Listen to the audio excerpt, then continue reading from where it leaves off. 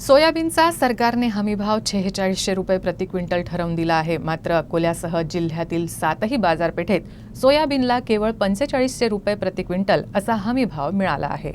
हमी भावापेक्षा कमी भाव पदरी पडत असल्यानं शेतकऱ्यांनी भाववाढीच्या अपेक्षेनं सोयाबीन घरात साठवून ठेवलं। मात्र अशा शेतकऱ्यांची मोठी कोंडी झाली आहे।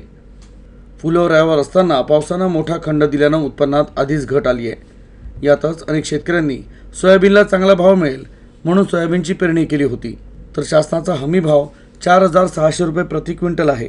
मात्र जिल्ह्यातील 7ही बाजारपेठेत सोयाबीनला केवळ 4500 रुपये प्रति क्विंटल हमी भाव मिळतोय।